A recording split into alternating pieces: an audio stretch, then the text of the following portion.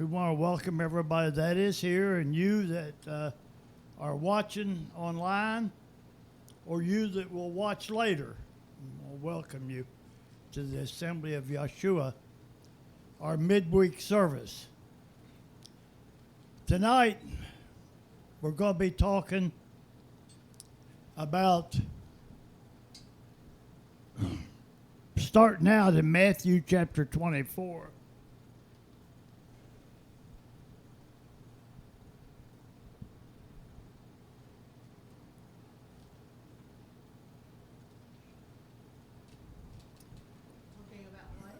And Yahshua went out and departed from the temple, and his disciples came to him for to show him the buildings of the temple. Mark and Luke say that it was Peter, Andrew, James, and John. 4 of them came to him. And Yahshua said unto them, See ye not all these things? I want you to remember them 2 words. These things. Going to be very important. Yahshua said unto them, See ye not all these things? Verily I say unto you, there shall not be left here one stone upon another that shall not be thrown down. And he sat upon the Mount of Olives.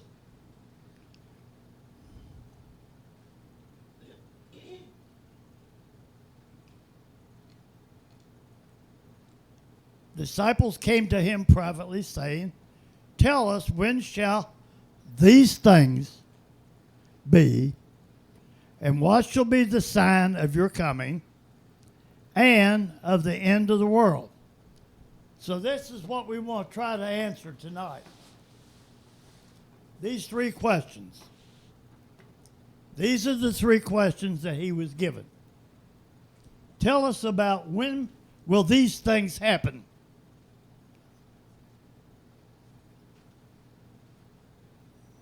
He had just been talking about what was going to happen in Jerusalem. So they said, well, when is all that going? When is these things going to happen that you're telling us about? And the sign of your coming, how are we going to know? What are we going to look for to know you're coming? And tell us how we'll know the end of the world. What's going to be happening before the end of the world? Tell us these 3 things. Now, he answered all 3 questions in this chapter, but not necessarily in that order. And he also gave them a pre-look at history from that time until the time of his coming. So he says this.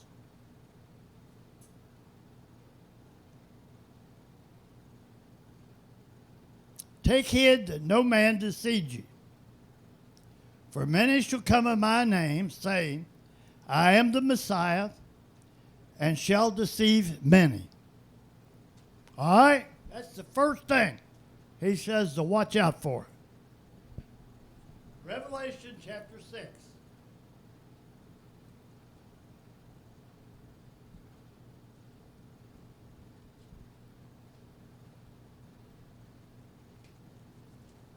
Page 1247 if you have a word of Yahweh.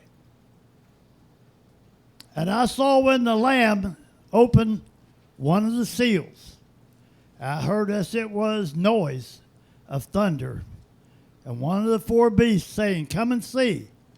And I saw, and behold, a white horse, and he that sat upon him had a bow, and a crown was given unto him, and he went forth conquering and to conquer.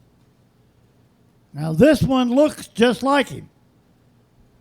Looks just like him from a viewpoint, but he has a bow. He don't have a sword. Okay? Yahshua says back here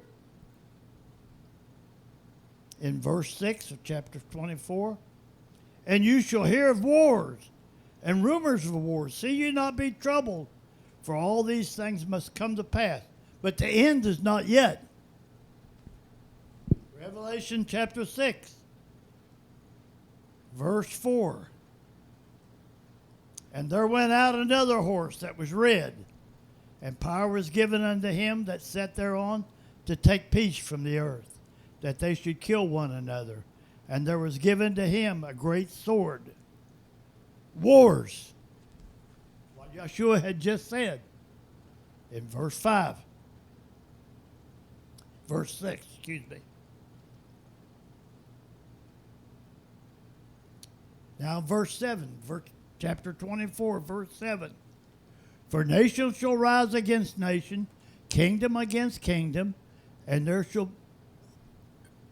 Well, we're going to stop right there because he goes on and says, then there'll be famines and pestilence and earthquakes in diverse places.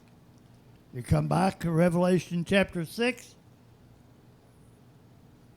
And then there went out another horse verse 5. And when it opened the third seal, I heard the third beast say, come and see. And behold, there was a black horse, and he that sat upon him had a pair of balance in his hand. And I heard a voice in the midst of the four beasts say, a measure of wheat for a penny, 3 measures of barley for a penny. See thou hurt not the oil and the wine. Yahshua had just said there's going to be famines and then pestilence.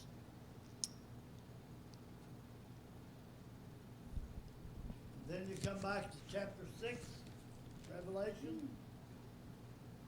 And when he had opened the fourth seal, I heard the voice of the fourth beast say, come and see. And I looked, and behold, a pale horse, and name that sat upon him, and his name that sat upon him was Death, and the grave followed with him. And power was given unto them over the fourth part of the earth, to kill with the sword, and with hunger, and with death, and with the beasts of the earth.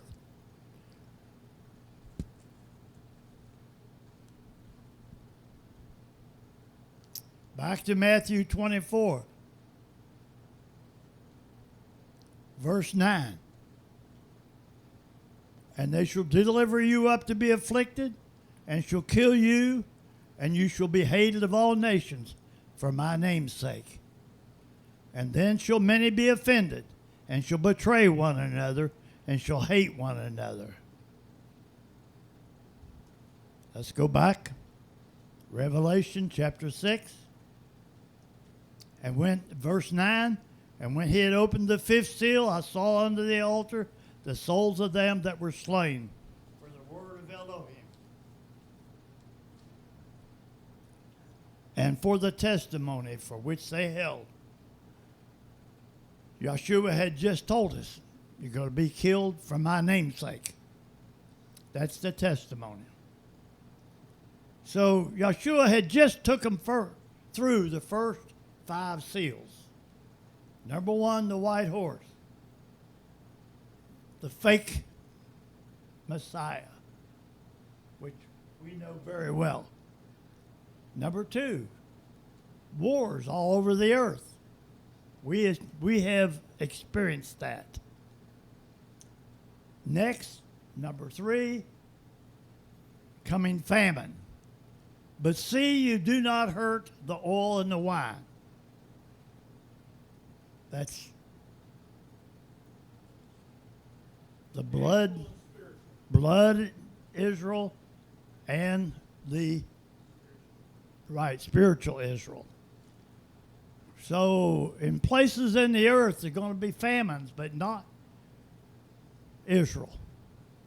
But the fourth is the pestilence and death. And immediately after that, tribulation. So Yahshua gave them, actually, he never answered one of these questions. Not a one of them.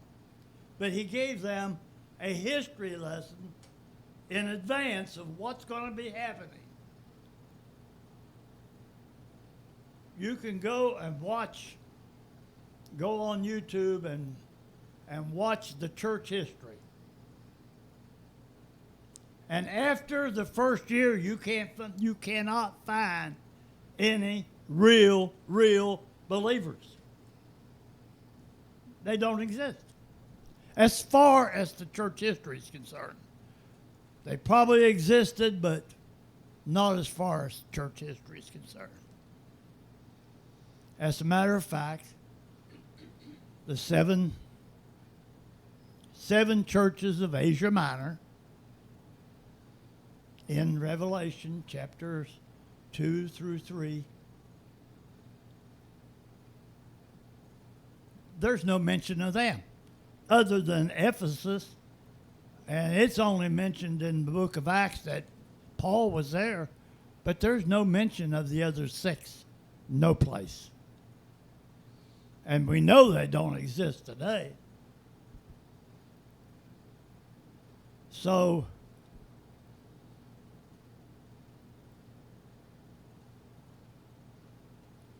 we really, if you start looking at church history, you'll see that by the year 100 AD, they had already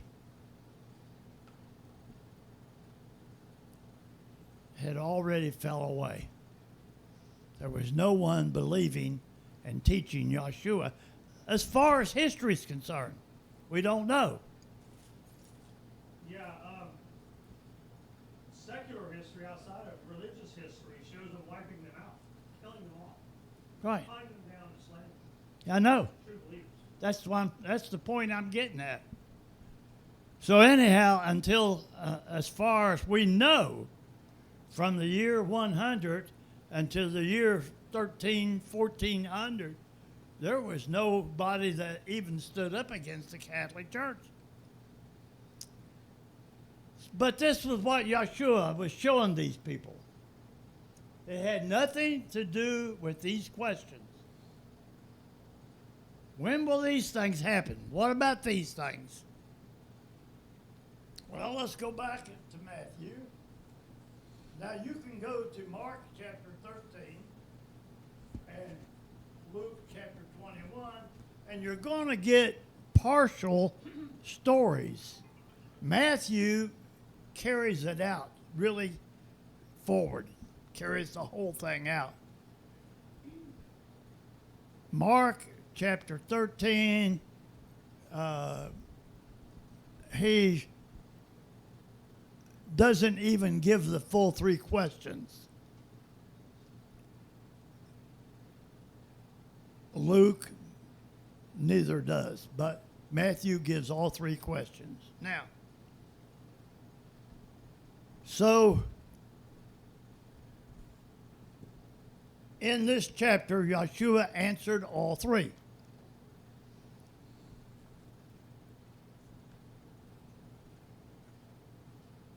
Funny, but he answered this question first. The end of the world. And this good news of the kingdom shall be preached in all the world for a witness unto all nations, and then shall the end come. You know, I had a problem with that.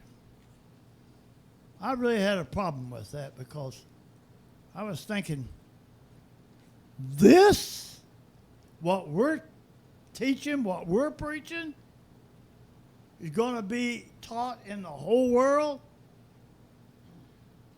Well, you know it's going to happen. When? It's going to happen when Yahshua comes back and sets up the 1,000-year kingdom. And then this news of the kingdom will be preached into all the world. You got it? And at the end of the kingdom comes the white throne judgment and the end of the world as far as we know it. Okay? So that was the first question he answered. And he did it just in one verse. He does not talk about the end any other time. Just this one thing. And then he started answering this question. When will these things be? Verse 15. When you therefore shall see the abomination and desolation spoken of by Daniel the prophet, stand in the holy place, whosoever readeth, let him understand. You go to Daniel chapter 11, verse 31. It's the only one that gives three references there. But this is the only one that I think really is talking about. Where was that at, Dad? Daniel 11:31.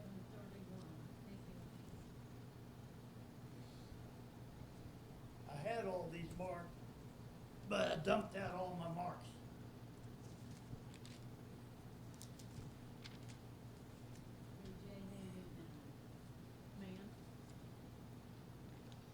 All right, page 891, Daniel chapter 11. And arms shall stand on his part, and they shall pollute the sanctuary of strength, and shall take away the daily sacrifice, and they shall place the abomination that maketh desolate. All right, it's talking about when Titus came in and took the temple, finally, after 3 years of war. Now, number one, let me ask you all a question. Why did the Jews insist on fighting the Romans when they knew that there was no possible way they could beat them on land and by armies? Why do you think they did? They were called zealots. Why were they zealots?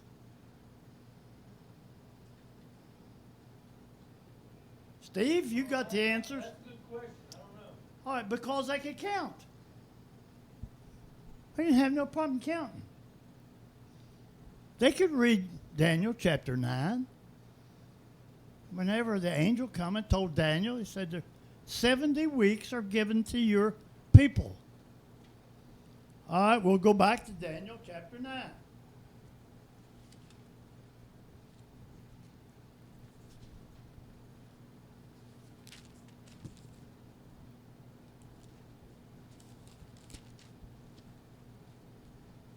Now listen to this real careful. Now these people, these zealots, the Jews, the priests, they could count. And here's what the angel told Daniel, verse 24.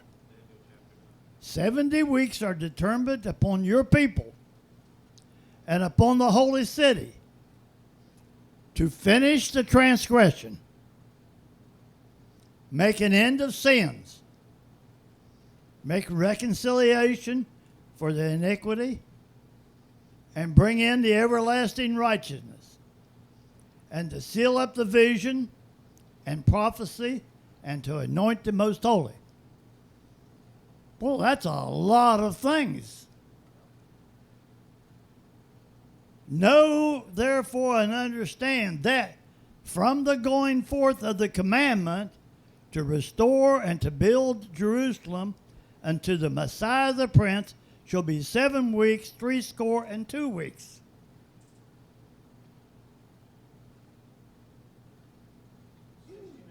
69 weeks. 483 years. Well, they knew when the order went out to restore the temple and restore Jerusalem. Just to verify what Dad's saying, at the very beginning of chapter 9, it said, in the first year of Darius, I, Daniel, understood the books, the numbers of the years whereof the word of Yahweh came. They already knew. They knew Yeah. exactly what they were. They understood it. They understood. He accomplished 70 years in the desolation of Jerusalem. So they already Se- knew. They were expecting. 70 weeks of years. So they knew they could count. They knew when the order actually went from. It was, I wrote it down here because I can't remember anything.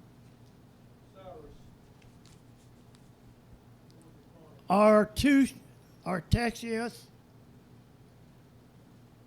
he actually, yeah, if this was the son of Darius' son, and he actually served from 465 to 425. So if you go back and you look at Nehemiah, he says in the 20th year of Artaxius was the order given, which means that order would have been given in 445 BC. Now, here's something here's one thing you have got to understand. They knew that it was about time for the Messiah, but they didn't have the years to count that you do. 525 years after what they finally decided was going to be year number 1. And they decided that year is going to be number 1 because that's the year that Jesus was supposed to be born. Because that was their God.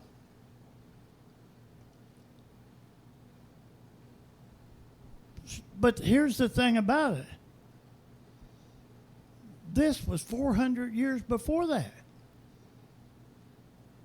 And the only thing they had to go to count was how many years was this man here? How many years was here? We can count pretty well from the time of Nehemiah and Ezra, but counting before that, they had no idea.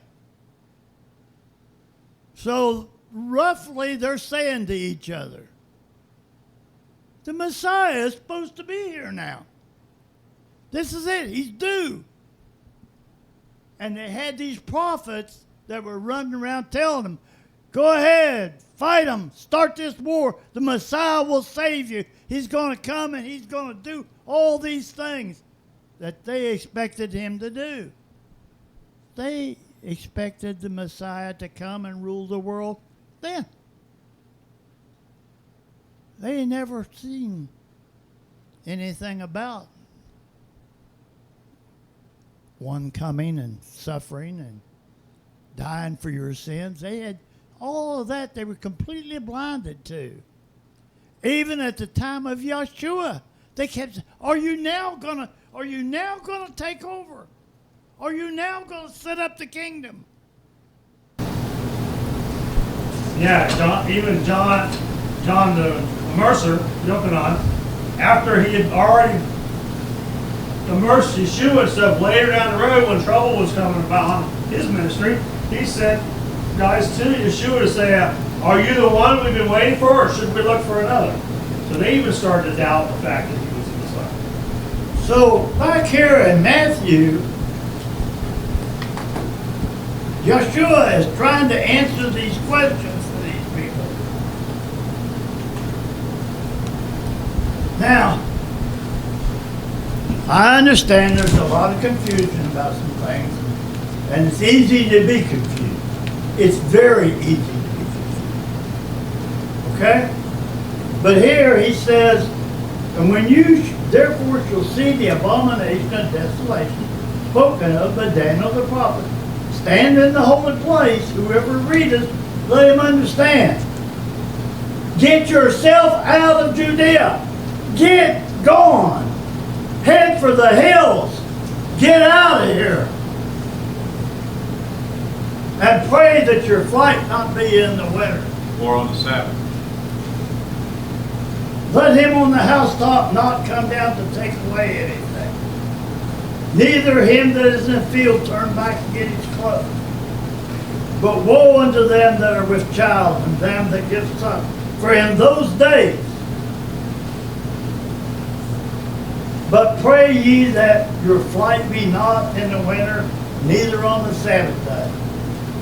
For then shall be great tribulation, such as what not before the beginning of the world to this time. No, nor ever shall be. Let me go back and tell you what's going on here. Nero, who was emperor, told Vespasian, I want you to go down there and put a stop to these Jews. Go down there and absolutely kill them all. Men, women, children, kill them all, wipe them out. So he came, won some battles in Lebanon. Josephus gave up his army, joined over to him then. He came down through the Mediterranean, won some battles down there, took all the outlying cities of Judah, went over and took Jericho. He was taking on wherever he went. And the Jews were pulling themselves inside the city of David.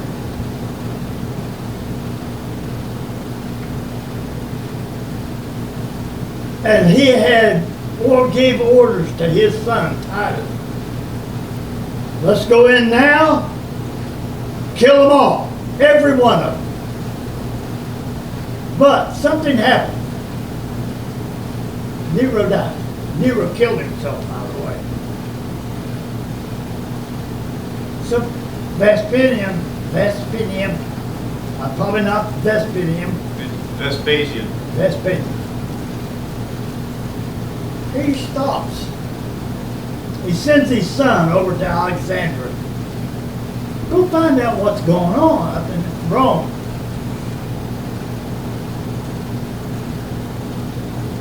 And they had named Galba, Galba, to be the next emperor. So Vespasian, it's okay, we'll fight under him. But he didn't last any time. They knocked him off. And Otba, O-T-B-O, I believe, I can't read my own writing, took over. He didn't last any time, a couple of months. Then Vitellus stepped in and took over.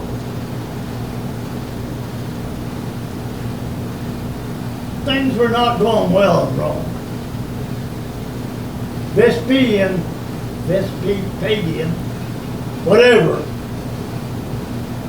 is wondering what he should do. He hears that Gaul has rebelled against Rome. And he says to his son, well, I'm going to let you take over here. I'm going back to Rome. So what really happened there,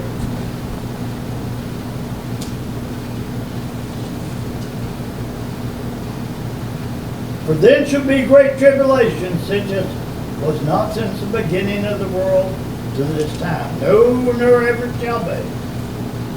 And except those days should be shortened, there shall no flesh be saved.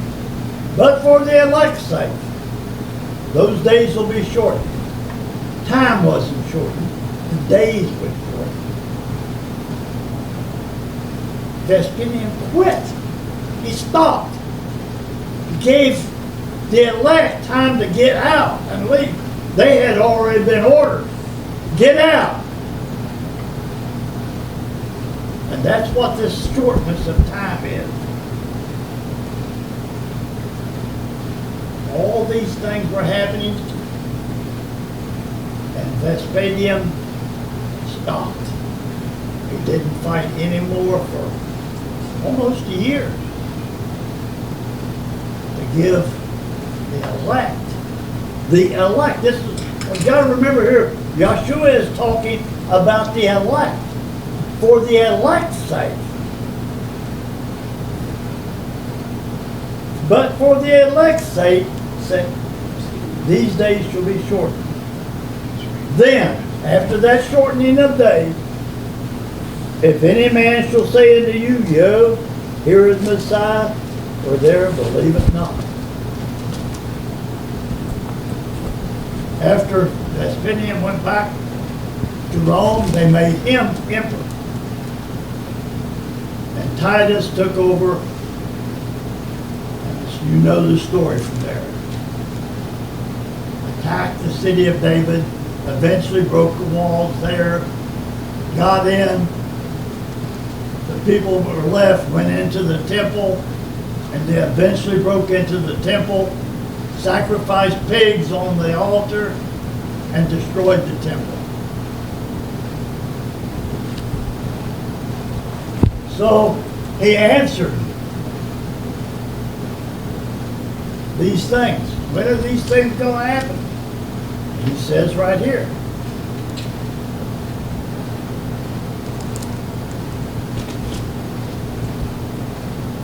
When you see the armies, and you see the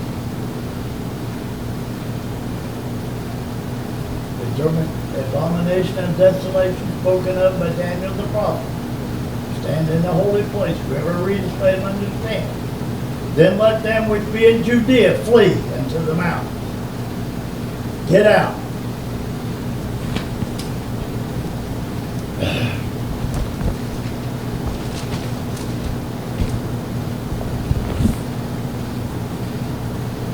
For there shall arise false messiahs and false prophets, and shall show great signs and wonders, insomuch that if it were possible they should deceive the very elect.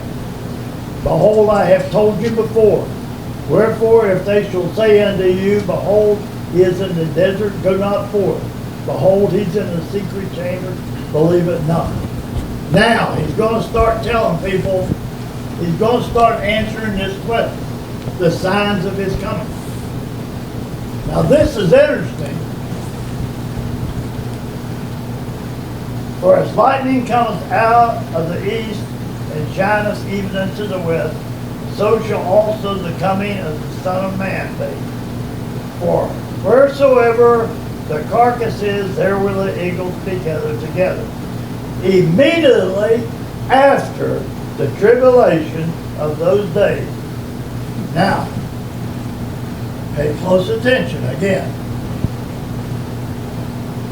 Shall the sun be darkened, and the moon shall not give her light, and the stars shall fall from heaven, and the powers of the heavens shall be shaken. Then shall appear the sign of the Son of Man in heaven. Then shall all the tribes of the earth mourn, and they shall see the Son of Man coming in the clouds of heaven with power and great majesty. And he shall send his angels with the sound of a trumpet, and they shall gather together his elect from the four winds, from one end of heaven to the other. All right. So what does he tell us is going to happen first? What's the sign?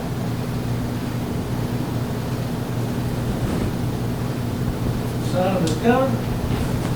The sun won't give us light. That's exactly the sun will be right. darkened, The the sun, sun won't give us light. absolutely. The sun not going to give us light.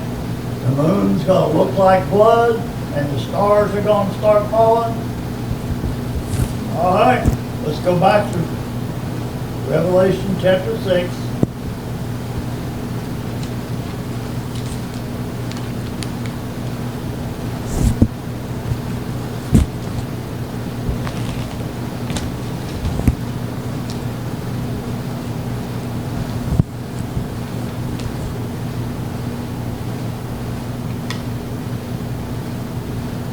I never did finish the fifth seal. Let me go ahead and finish it.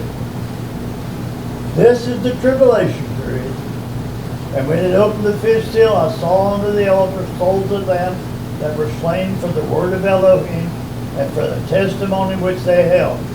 And they cried with a loud voice, saying, How long, O sovereign, holy and true, dost thou not judge and avenge our blood on them that dwell on the earth? And white robes was given unto every one of them. And it was said unto them that they should rest yet for a little season, until Everybody's sealed. their fellow servants and their brothers that should be killed as they were should be fulfilled. And I beheld, and we had opened the sixth seal, and lo, there was a great earthquake, and the sun became black as sackcloth of hair, and the moon became as blood, and the stars of heaven fell into the earth.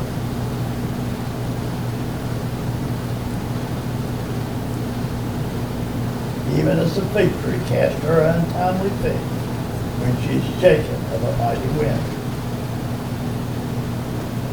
That's the same thing he said in Matthew 24, isn't it? That's interesting. Let's look at the book of Acts.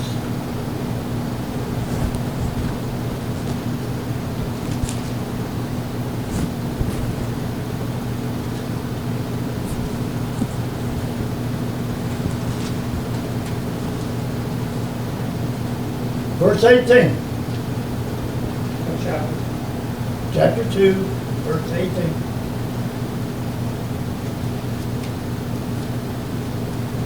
Well, let's start in verse 17. Or verse 16. But this is that. Now, these people, now listen, pay close attention now what was going on. The people that came, they were not in the upper room as most people think. They were in the temple. They would have had to be in the temple. It was a feast day. They were in the temple, and not only these believers, but thousands and thousands of other people from all over the Roman Empire were there. And they began to speak out in tongues. This fire came down and touched each and every one of them. And they began to speak out in other languages. Every person there heard them praising Yahweh in their own language. No matter what you had been raised in, these Galileans were speaking in your language. And they come and they ask Peter and the others, what is this going on? And Peter says, but this is that was spoken of by the prophet Joel. And it shall come to pass in the last days, saith Elohim, I will pour out my spirit upon all flesh, and your sons and your daughters shall prophesy, and your young men shall see visions, and the old men shall dream dreams. Period. But he goes on and talks about the latter rain. The one that's going to happen right before Yahshua comes back. And on my servants and on my handmaidens I will pour out in those days of my spirit, and they shall prophesy. And I will show wonders in heaven above, signs in the earth beneath, blood, fire, vapors of smoke. The sun shall be turned to darkness, and the moon unto blood, before that great and notable day of Yahweh comes. You see, he was given a double prophecy there. In verse 17, here's what you've seen happen. This is what's happened right here today. In verse 18 and 19, this is what's going to happen immediately before Yahshua appears. We've just read it in Matthew 24. We just read it in Revelation chapter 6. And we just read it in Acts chapter 2. He says, but this was that was spoken of by the prophet Joel. Well, let's look and see what Joel said. Let's go back to Joel. What was he talking about? Chapter 2.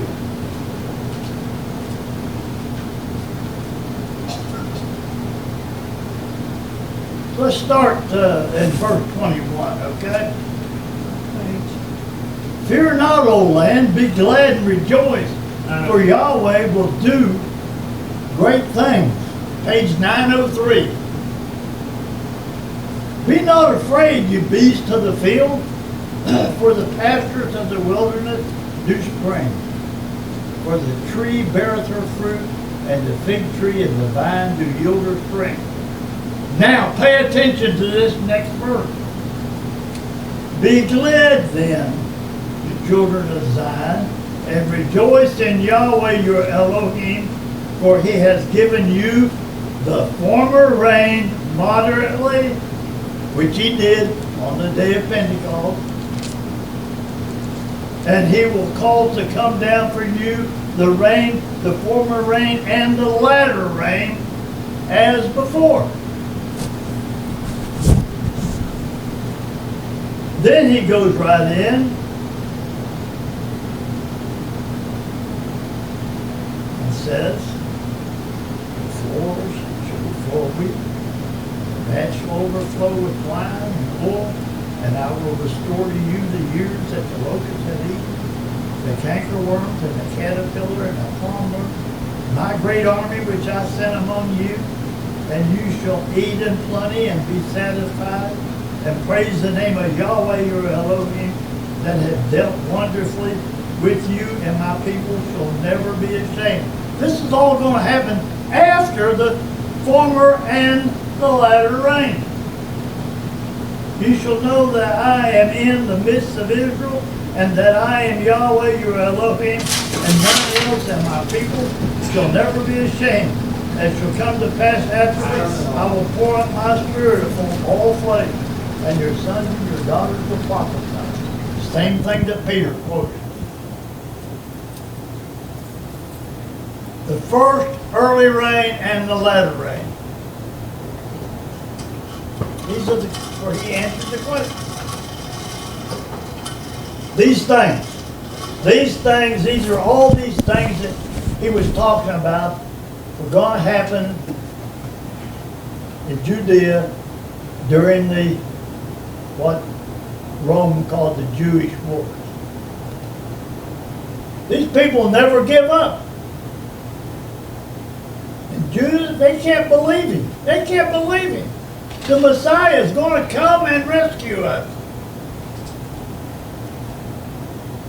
They knew he was time. This is why they never give up. They fought down to the very last man.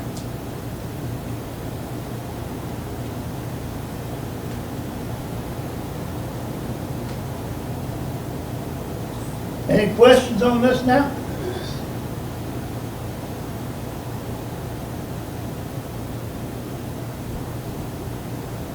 When will these things happen? What things? Well, they're going to come. They're going to take you people. They're going to kill you. They're going to wipe you off the face of the earth if possible.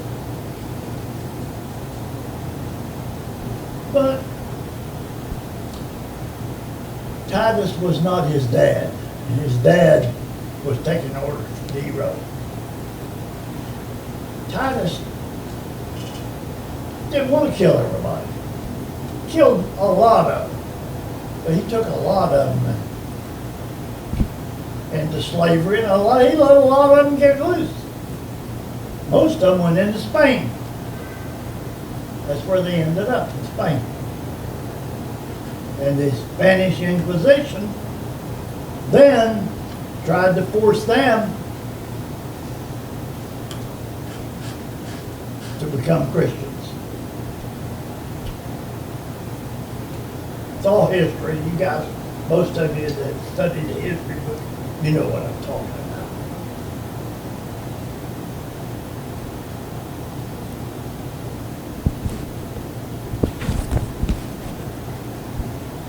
So what are we to look forward to?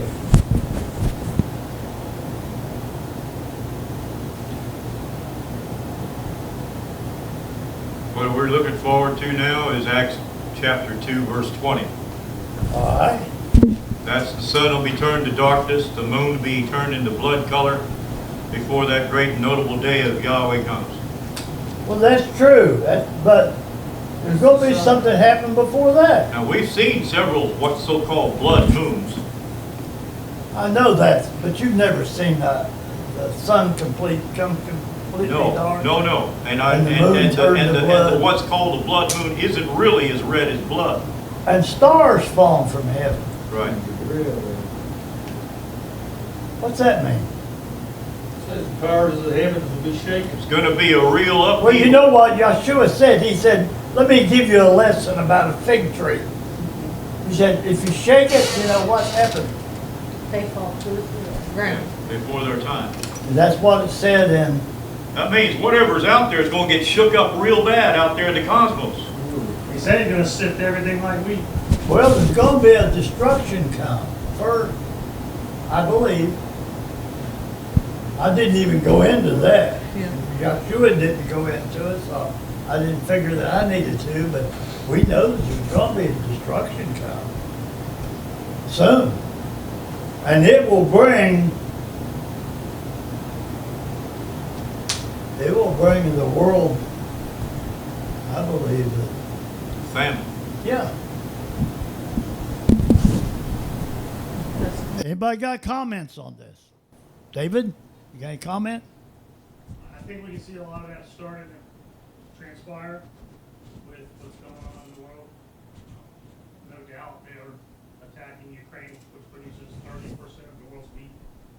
And a lot of that's perishing as they burn and scorch it with tanks and missiles, and it's starting to affect the amount of wheat that's being distributed to the poorer countries. Famines are already starting in some countries.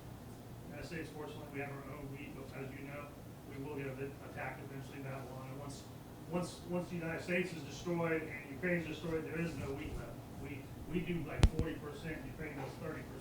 That's 70% of the world's wheat will just be Yeah, I gone. know. And it's almost in every food you eat. So That's a good statement there. I know what you're saying is true. What bothers me is the way the world's turning against Judah now. that's it's written. Yeah, I mean, they are really, really turning against them. Yeah, and they're using the words of peace to do it. They're saying, well, you're hurting innocent people. Collateral damage. This is beyond collateral damage. Yes, it is. Yes, it is. But war is like that. War. How much collateral damage was done to the civilian populaces of the nations that were bombed and taken over by tanks? They destroyed indiscriminately men and women and children, everyone. People that never took up arms in their lives. In all war. Let me ask you all this question. According to Ezekiel 37, 38, 39, when Yahshua comes back, he's going to take Israel out of every nation in the earth and bring them to their land. Only Israel, right? Now, we don't know who we are really when it comes right down to it. But he knows who everyone is. Now, at the same time as he does that, he's also going to be cleansing the house of Yahweh's house. That's my question. What's he going to do with all these millions of Arabs over there in Israel's land? Well, I think that those are going to, What's that? I think those are going to be the people surrounding Jerusalem before Yahshua returns. You think that'll be, well, it says every nation on the earth. It says all nations. All nations are going to be there. And they'll be part of it. You know that, yeah, you're right there. You're right there. About a year, maybe even 2 years ago, Netanyahu held up a map of the new Middle East. It was called the New Middle East something. It wasn't called the New Israel, but he made it sound like the New Middle East Initiative is what it was called. But if you look at the countries that were involved and the way he had the map drawn, it was all the territories that should be Israel's. So they are pushing to take all this land. They will use the United States to bomb Iran, I'm sure, to back them all. Yemen right now is attacking Israel. Israel just attacked Yemen yesterday. All these things have to come to pass for them to get their land back. That's upside down. It is upside down. Can you turn it around? I can. Let me get out of the way. No, you're good now. Get out of the way. All right, yeah. Okay.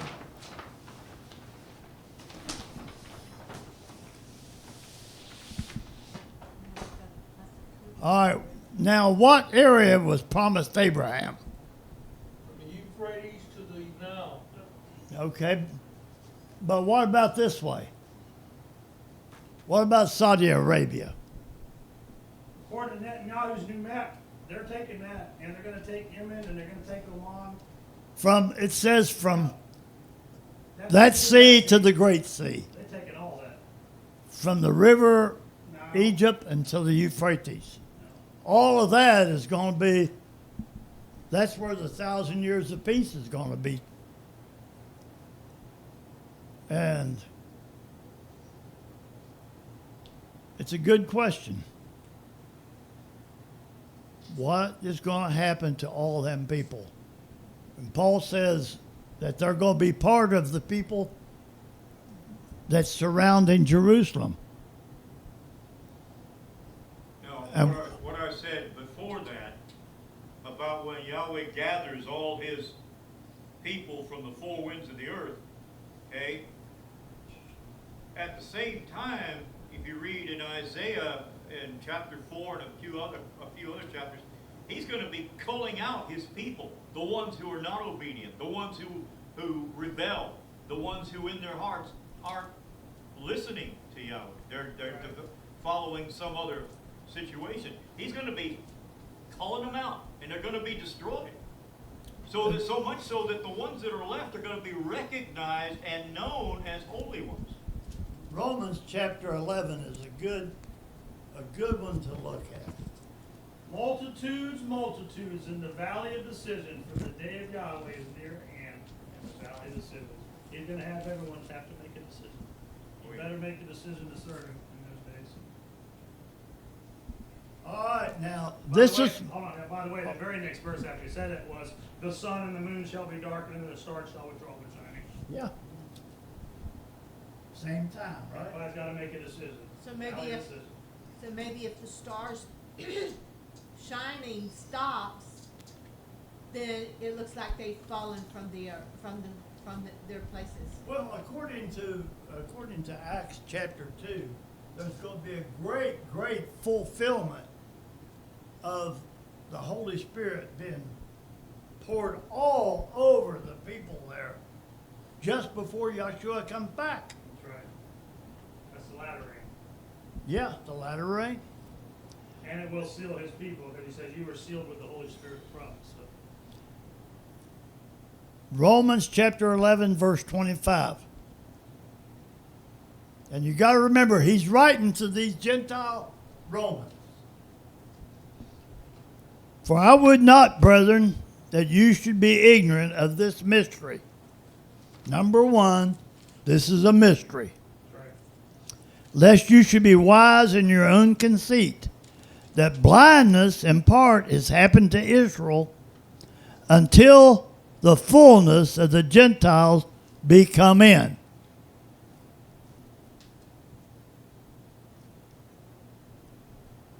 And so all Israel shall be saved, as it is written, there shall come out of Zion the deliverer, Yahshua, and shall turn away wickedness from Jacob, Israel.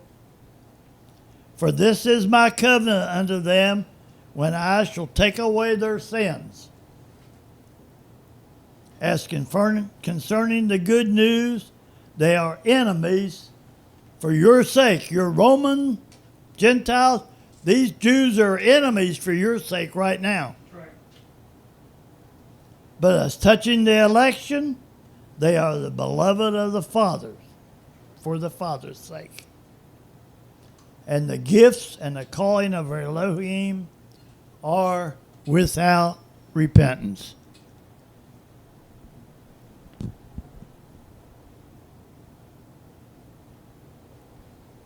And if you will turn to Luke chapter 21.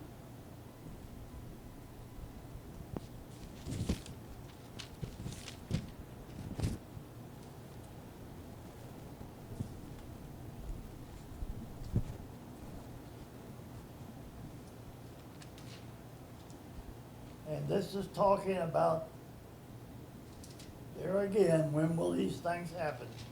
What verse, Dad? Verse 21. Then let them which are in Judea flee to the mountains, and let them which are in the midst of it depart out, and let not them that are in the countries enter thereunto. For these are the days of vengeance, that all things which are written may be fulfilled. But woe unto them that are with child, and to them that give suck in those days, for there shall be great distress in the land, and wrath upon this people. And they shall fall by the edge of the sword, and shall be led away captive into all nations. And Jerusalem shall be trodden down of the Gentiles until the times of the Gentiles be fulfilled. Jerusalem was trodden down, ruled from that day until June of 1967, when the Jews went in and took Jerusalem for the first time in 2,100 years.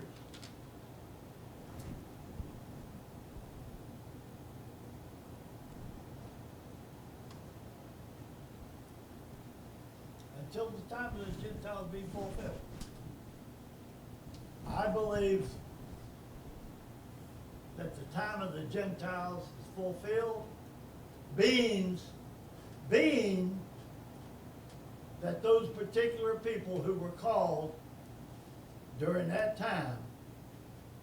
But I also believe that any man, any color, any race who repents of sin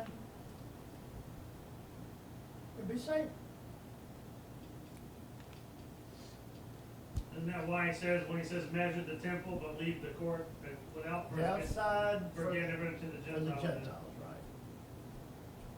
That's exactly what it means.